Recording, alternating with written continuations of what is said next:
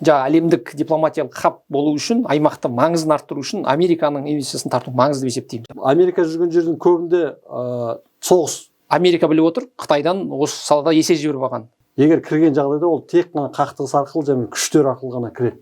Теңгерімді, енді баланс дейміз ғой, соны өзгерте ала ма? Бізге көнсең болды, мә сенің ақшаң деген жоқ қой. Қуып жіберді ғой. Ол жерде көрдіңіз бе, Қазақстанның кейсімен келмейтін жағдай, Қазақстанның кейсінде үш державаның мүддесі түйісіп тұр.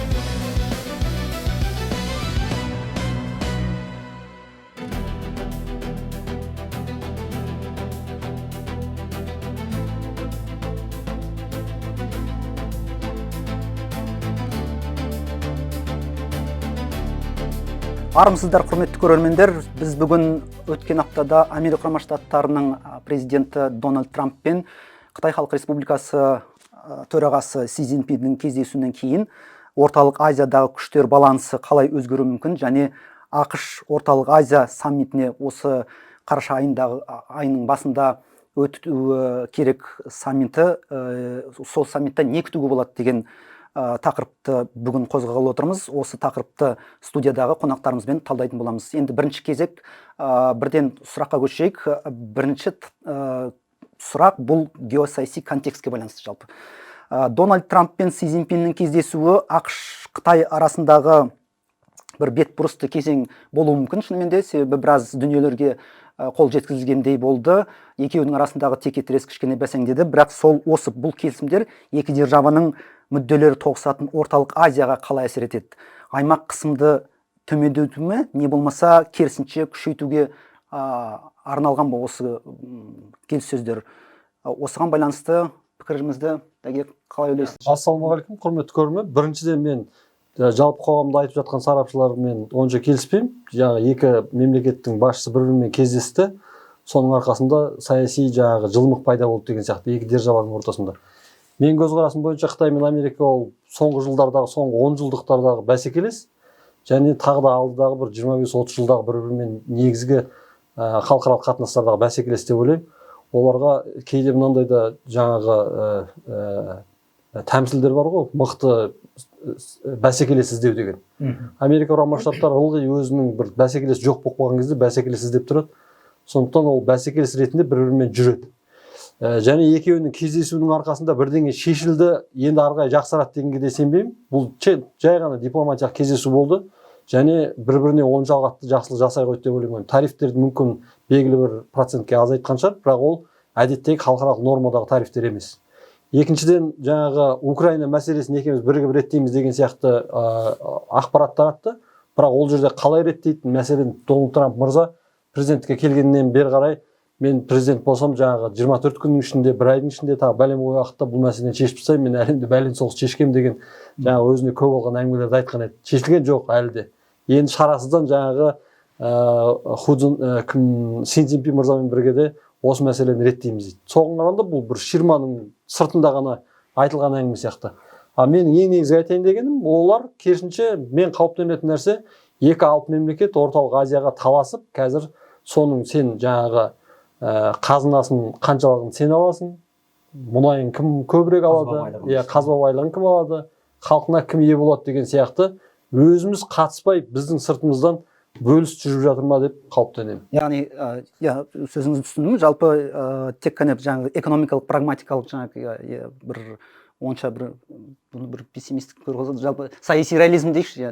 Жеке сіздің пікірінше жалпы осындай. Жалпы бір нәрсеге мән беру керек. Қытай, былайша айтқанда, экономикасы тұрғыдан шындығында ақш-қа тәуелсіз екендігі ол көрсетті соңғы оқиғалар. Яғни ақш-тың, Трамптың бүкіл әлемге салған тарифтері, оның ішінде Қытайға салған тарифтері, Қытайдың ешқандай экономикасын бір құлатқан, экономикасы ықпал еткен жоқ. Оны көрсетті. Сондықтан Трамп келесі методқа өттік. Яғни бұл Қытаймен бәсекелесіп, Қытайға тарифтік саясат жүргізіп, Қытайға қысым жасап, Қытайды өзіне иліктіру қолынан келмейтіндігін білді де, көндіре алмағандығын көрді де, келесі, яғни басқа подходқа көшті. Бұл не? Қытаймен тікелей барып, Си Цзиньпинмен ортақ жағы дипломатиялық келісімге келу методына көшті. Яғни ешқандай қысыммен Қытайды ырқына көндіре алмайтыны көзі жетті. Бұл жердегі кездесудің негізгі мақсаты осы.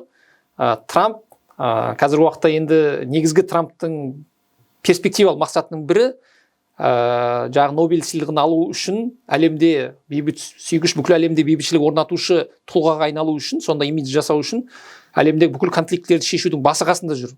Соның ең үлкен бірі Украина мен Ресей арасында конфликт. Соны қанша әрекеттер жасап жатыр, бірақ қолынан келмей жатыр.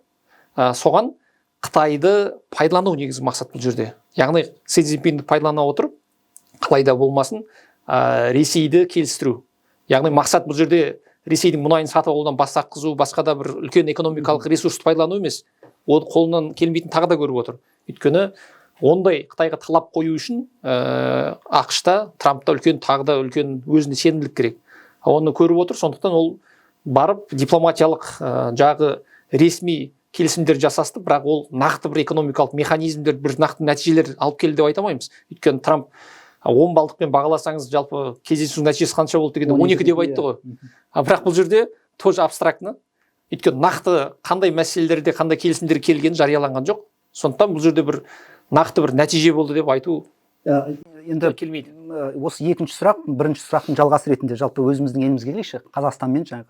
Қазақстан оның көпвекторлық саясатына байланысты. Осы Вашингтонда өтетін қараша айының 6-сына белгіленіп отыр ғой. Вашингтонда өтетін C5 плюс ақш саммитінен кейін осы Қазақстан үшін қандай мүмкіндіктермен және қандай тәуекелдер бар деп ойлайсыз? Және осы платформаға қатысу, яғни C5 плюс ақш қатысу еліміздің сыртқы саясатындағы теңгерімді, енді баланс дейміз ғой, соны өзгерте ала ма? Жалпы бір өзгеру мүмкін, қалай әсер етуі мүмкін? Жалпы ол күн тәртібінде не тұрғанын болжап айтуға болады ма екен, соның нәтижесін? Сол жаңағы C5 плюс бір форматына байланысты оның алдын айта кету керекпіз. Біріншіден, осы жақында ғана Қазақстан Республикасының жаңа сыртқы істер министрі Ресей Федерациясында Лавровпен кездесті. Сол жерде де осыған байланысты әңгімелер болды. Жаңағы масс-медиада керісінше Лавровтың фамилияны немесе жаңағы әкесінің атын қате айтқанына байланысты біраз әңгімелер, бұл әтей сендер Вашингтонға барайын деп жатқанда бір рет нұқып алудың көрсеткіші деген сияқты да жаңағы журналистердің тарапынан айтылып жатты.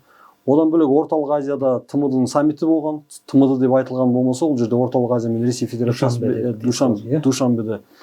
Оның сәл алдында ғана Қытай Халық Республикасымен де консультативті кеңес, сыртқы істер министрінің тарапында кеңес болды. Сондықтан шын осылардың бәрін қарап отырсаңыз, Орталық Азияға талас мәселесі жүріп жатыр. Барлық мәселе ол түбіне келген кезде Орталық Азиядағы сирек металдарға байланысты. Қазір мәселен Европа сирек металдардың өзін және сирек металдардан жасалатын бұйымдардың 96%-ын Қытай арқылы алады. Қытайдың несінен нарығына толықтай Европа тәуелді. Қытай монополист? Монополист болып отыр. Керек десеңіз, осы 6 ай бұрын Шанхай қаласында конференцияда болған кезімізде, осы машиналарға байланысты Қытай көлігі әлемді жаулады ма немесе оның сапасына байланысты әңгіме айтқан кезде, Шанхайдағы жаңағы ақыл ой орталығының профессоры әлемдегі машиналардың 75% несін, машинаның ғана емес, машинаға байланысты, көлікке байланысты электрокарлардың 75% батареясын біз шығарамыз. Сіздің басқа сұрағыңыз бар ма деп жауап берді. Яғни сіз Америкада шығарып жатыр мүмкін электрокар, Жапонияда шығарып жатыр мүмкін, бірақ әлемдік нарықтың 75% батареясын Қытай Халық Республикасы шығарады деген сияқты. Осыларда, жаңа телефондарда, смартфонда немесе қазіргі жаңа жасанды интеллектке байланысты кез келген гаджеттің бәрінде Қазақстанда орналасқан сирек металдар аса керек болып тұр. Және Америка Құрама Штаттарындағы үлкен алпауыттар бар, оларда сол сирек металдарға тәуелді. Сондықтан қазіргі мәселе сирек металға талас. Біз жаңағы былайша айтқанда былай болып көрінеді маған. Үлкен ал державалар бір-бірімен келісіп алды. Енді тек Вашингтонға шақырып алып, біз жаңағы біздің талабымыз мынандай, осы талап бойынша арғай жұмыс істейміз деген сияқты ұсыныстарды айтатын сияқты. Болмаса мен айтатын едім, негізі 30 жыл болды Орталық Азияға Америка Құрама Штаттарына бірде-бір президент келген жоқ. 5 адам Вашингтонға барғаннан қарағанда, Вашингтондағы бір адам Ташкентке немесе Астанаға келген жақсы еді. Ол кезде не деуші еді қазақтың сөзі анау түгел болса төбеде келеді дегендей, біз орталық Азиядағы жалпы осы C5 форматындағы да бір институционализациялап және барып бір қорытынды бір өзі біріктіруші бір платформа жасап алып.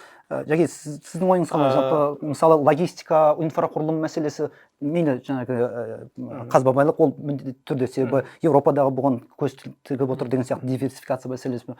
Осы логистика, инфрақұрылым мүмкін американдықтар бір нәрсе?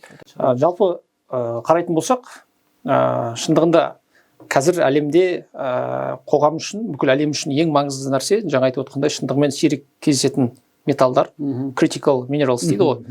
Осыған байланысты осы жылдың көктемде, мартта, Джорджтаун университетінде орталық Азияның критикалық минералдары және ақш деген конференция өтті. Оған өзім қатыстым Джорджтаун университетінде. Яғни Джорджтаун, Джордж Вашингтон, Гарвард бірнеше университеттердің профессорлары қатысты бұл жерде.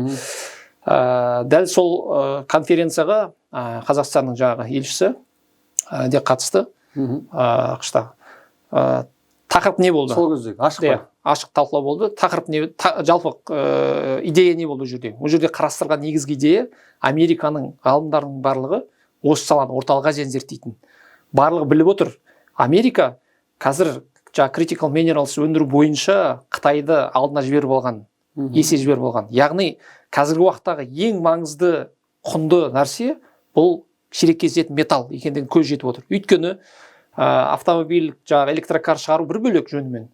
Қазіргі әлемде 21 ғасырда конфликтлердің, соғыстардың жаппай орын алып кеткен жағдай болып отыр әлемде. Не керек болып жатыр? Қазіргі уақытта танк шығару, бүкіл қару-жарақ, дрондар шығару, осылардың барлығында, осылардың барлығында жаңағы сирек металл қажеттілігі байқалады. Соны нәтижесін қарай отыра 80%-ға жуық Қытай шындығында әлемді жаңағы сирек металл өнімдерімен қамтамасыз етеді екен. Сонда Америка біліп отыр, Қытайдан осы салада есе жіберіп алған. Сондықтан қазіргі Американың ең бірінші стратегиялық мәселесін жаңағы ғалымдар айтып отқан.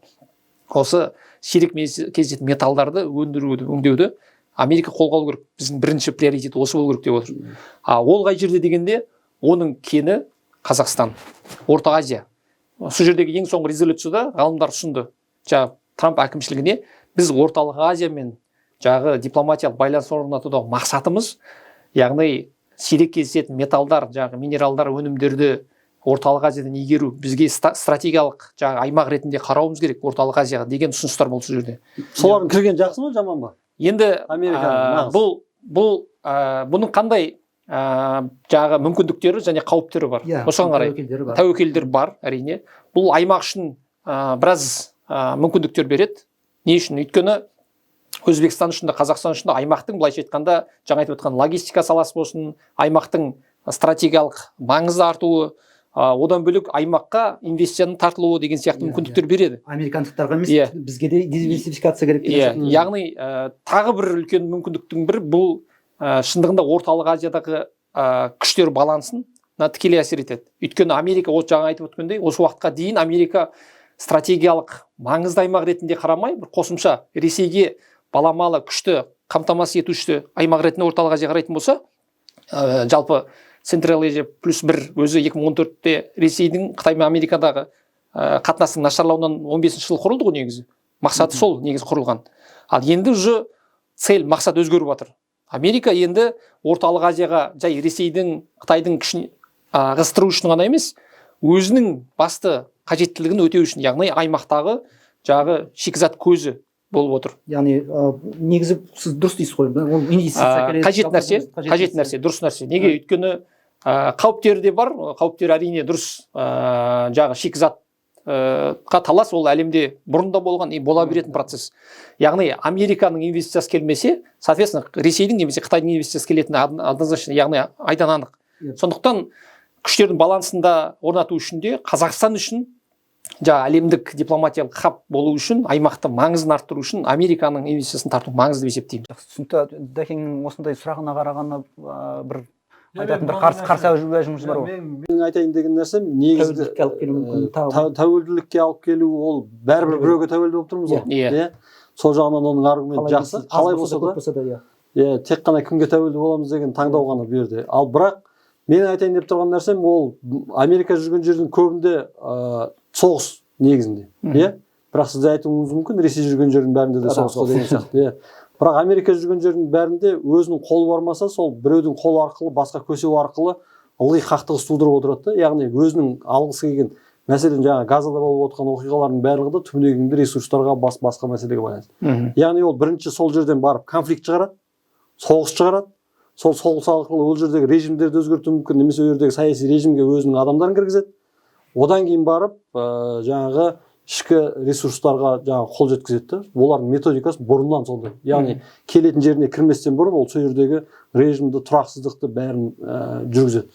Яғни мен қауіптенетін нәрсем Америка Құрама Штаттары осы жерге жаңағы сирек металлға келемін деп жол жөнекей жаңағы режимді, дәстүрді, мәдениетті, одан басқа осы маңайда болып жатқан тұрақтылықты қанша айтқанымызға қарағанда бейбіт заманда өмір сүріп жатырмыз ғой. Сол бейбітшілікті, немесе мысалға біз әйтеуір андай модаға айналған ғой бізде сыртқы күштер деп. Қаңтар сияқты оқиғаның екі-үшеу болып кетіп, шынымен сыртқы күштер әсер етіп кете ме деп қауіптенемін. Жақсы, бұл жерде тағы да мынандай қарсы аргумент айтуға болады. Пікір, иә? Иә. Екі сөз ба? Қазақстанның енді сыртқы саясатында көпвекторлы саясат деген принцип бар екенін бәріміз білеміз. Бірақ оның теориялық негіздемесі жоқ. Бұл, иә, инвестиция тартуда да бұл мәселені негізге алу өте тиімді деп есептеймін. Неге? Өйткені түсінікті, бізде Қытайдың инвестициясы өте көп, Ресейдің инвестициясы. Жоқ, бірдеңе болса көпвекторлы деп артына кіріп аламыз да көпвекторлы. Бірақ көпвекторлы деген қайсысы? Айтыңызшы, көпвекторлы деген кім? Көпвекторлы как раз инвестицияда нақты іске асады. Енді дипломатияда көпвекторлы абстрактны болуы мүмкін, бірақ инвестиция да болады. Неге? Өйткені қараңыз, сіз 3 адам болсақ, мысалға үшеуміз бір үйге немесе ақша салдық делік, ол үйдің қауіпсіздігін жарылып кетпеуін үшеуміз де мүдделі боламыз ғой. Өйткені біздің ақшамыз тұр жерде. Сол ақшаны қорғау үшін мен де, сіз де, мына кісі де мүдделі болады. Дәл сол сияқты Қазақстанға салынған ақш-тың үлкен алпауыт инвестициясы ақш-тың интересі болады Қазақстанда тұрақтылық орнауына. Дәл сол сияқты Қытайдың да, Ресейдің де. Сондықтан экономикада бұл капитал деген нәрсе, бұл кәдімгі нақты іс жүзіндегі оның қауіпсіздігін қамтамасыз ететін, былайша айтқанда қазіргі құрылғы механизм болады. Ал дипломатияда ол абстрактны болуы мүмкін. Әрине, жаңа сіз айтқан ақша салынса, саяси режимге қаншалықты бір қателік жасасаң да көз жұмып қарауға болады дейсіз ғой. Яғни сол аймақтың тұрақтылығына ол мүдделі болады. Иә. Мынау Қытайдың айтпақшы саясатында да сол ғой, мысалы, Қытайда мысалы, бірақ та олар Башар Асадты мысалға тұрақтылықты сақтау үшін Башар Асадқа ақша беріп, немесе сен отыра бер, бізге көнсең болды, мә сенің ақшаң деген жоқ қой. Қуып жіберді ғой. Ол жерде көрдіңіз бе, Қазақстанның кейсімен келмейтін жағдай, Қазақстанның кейсінде 3 державаның мүддесі түйісіп тұр. Сондықтан бұл жерде ақш қана немесе Қытай ғана шешпейді, бұл жерде 3 державаның келісімі негізінде шешіледі. Сондықтан бұл жерде әртүрлі тараптардың мүдделері тоғысу керек. Сондықтан бұл өте күрделі процесс. Башар Асадтың жағдайы мүлдем бөлек енді. Бөлек кейс дейсіз ғой. Мынау жалпы 3-ші сұрақты мен қояйын деп отырғаным, мынау жалпы 3-ші сұрақ, 2-ші сұрақта сіздер енді басын шалып кеттіңіздер, тіпті ашып қойды десе болады. Аймақтың болашағы жалпы. ақш орталық азиямен жаңағы, жалпы орталық азияда маңызды қазбалар, жаңағы логистика, инфрақұрылым салаларындағы осы ынтымақтастық туралы қазір енді көбірек айтып жүр. Вашингтонның аймақтағы маңызды экономикалық ойыншыға айналу қаншалықты шынайы? Не болмаса әлде осы орталық Азия бұрынғыдай Ресей менен Қытайдың осы бір ықпал ету аймағында қала берме? Жалпы мүмкін осы алдағы Вашингтон саммитіне бір нәрсе? Мен көрермендер ренжуі мүмкін негізінде, менің пікіріме байланысты. Орталық Азиядағы ақштың ықпалы жуық арада келмейді, және келу ықтималдығы өте төмен. Себебі оған саяси интеграция жағынан Ресейдің ықпал ету аймағында болып есептелінеді, экономикалық жағынан Қытай Халық Республикасының аймағында болып есептелінеді. Және жаңа сіз өзіңіз айтқандай, алып мемлекеттердің ортасындағы мүдделестікте олар өздерінің ықпал ету зонасына оңайшылықпен Америка Құрама Штаттарын кіргізуге мүдделі емес. Мүлдем. Егер кірген жағдайда ол тек қана қақтығыс арқылы және күштер арқылы ғана кіреді. Сондықтан бұл Вашингтонда болатын себебі де сол. Мен жаңа сұраққа да айтқаным сол да. Неге Америка Құрама Штаттарының президенті жалғыз адам ғой, келіп 5 адаммен сөйлесу үшін жалғыз өзі келмейді. Өйткені ол бұл жерге келе алмайды. Келе алмайтын себебі бұл жерде бұл территория жаңағы ықпал ететін үлкен екі мемлекеттің ортасында тұр. Ол сол сенің территорияңа барып сөйлестім деген сияқты жест болып қалатын еді. Сондықтан бұл жерге келмейді, сөйлескісі келсе ол өзіне шақырып сөйлеседі. Яғни бұл жерге жақын арада 10 жылда, 15 жылда бейбіт жолмен Америка Құрама Штаттарының ықпал ету зонасы көбейетінге мен мүлдем сенбеймін. Орталық Азия аймағы әлі де сол Ресей Федерациясының саяси, Қытай Халық Республикасының экономикалық тәуелділігінде қала береді. Бұнда бір жағынан енді географиялық алшақтығы бар. Америка Құрама Штаттарының және бізде іргеде жатырмыз ғой. Мысалы Ресей мен Қытай Халық Республикасын біз шектелесін. Мүмкін Америка Құрама Штаттары біздің тікелей Өзбекстан сияқты көршіміз болса мүмкін ететінбіз. Бірақ ақш бұл жерде анау орыстар айтпақшы патерналистік бір саясат жүргізетін сияқты, иә, себебі сіздер егер бізбен көп мұқтажсыздар ғой, сіздер бізге кел деген сияқты.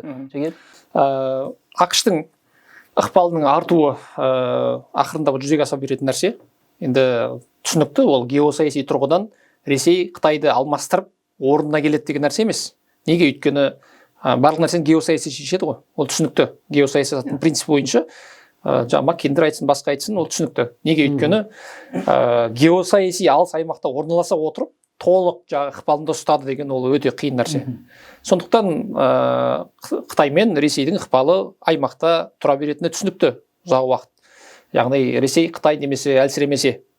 Енді Американың бұл жердегі біз үшін интересі, қажеттілігі сол ықпалдарды шегеру, азайту, сол мақсат мүддені сол үшін ғана қолдана аламыз ақшты.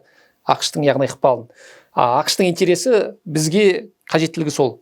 Ал ақштың ықпалының артуы түсінікті, жаңа сөздің басында айтып өткендей, ол қазіргі уақыттағы ең басты приоритеттегі сирек металдарды игеру, соған байланысты инвестицияны арттырады. Осы уақытқа дейінгі ақштың позициясы қарағанда қазіргі жағдай уже ақшты көбірек инвестиция салуға итермелейді. Сол негізгі. Америка Құрама Штаттары орталық Азиядан тәуелді деп айтқыңыз келе ме сонда? Орталық Азияға тәуелді емес. Америка өзінің бірінші перспективалық мақсатын игеру үшін орталық Азиядағы ақша салаға қаржы салады деп отырмын. Америка ешқандай аймаққа қазір тәуелді болып тұрған жоқ қой, түсінікті. Бірақ өзінің басымдығын орындау үшін өзінің экономикадағы орталық Азиядағы түсінікті. Қазақстанда мысалға алайық. Қазақстанда вольфрам бойынша Қазақстан әлемдік үштікке кіреді. Вольфрам, сирек металл. Осми дегендер. Осми, вольфрам. Бұлардың өзі, есептеңіз, бұлардың граммының өзі қанша $1000 тұрады. Егер ол металдар Қазақстанда өте көп, жаңа айттық, вольфрам үштікке кіреді. Вольфрам деген 300 градуста қайнамайтын өте мықты. Біздің намшылар қолданатын. Бүкіл бұл сайтып отқан нелерде қолданылады, электрокар болсын, қару-жарақ нелер бар ғой, дрондарда қолданылады, сол. Яғни бұл вольфрамның қорын ақш уже бастап кетті. Сыртқы істер министрлігімен осы жақында ғана бір бейресми кездесулер болды. ақштың ресми өкілі келді осы жақында ғана, Тоқаев қабылдады. Дәл осы жерде де осы мәселе талқылану мүмкін, бірақ жарияланып ештеңе айтылған жоқ. ақшта нақты осы мәселелер қозғалады деп есептеймін. Жақсы, құрметті көрермендер, құрметті спикерлер, ең алдымен сіздерге рахмет. Осымен біз бағдарламамыз тамамдаймыз. Пікірлеріңіз болса біздің арнаға жазылыңыздар, комментарий жазыңыздар. Жалпы келесі кездескенше сау саламатта болыңыздар. Сіздерге рахмет.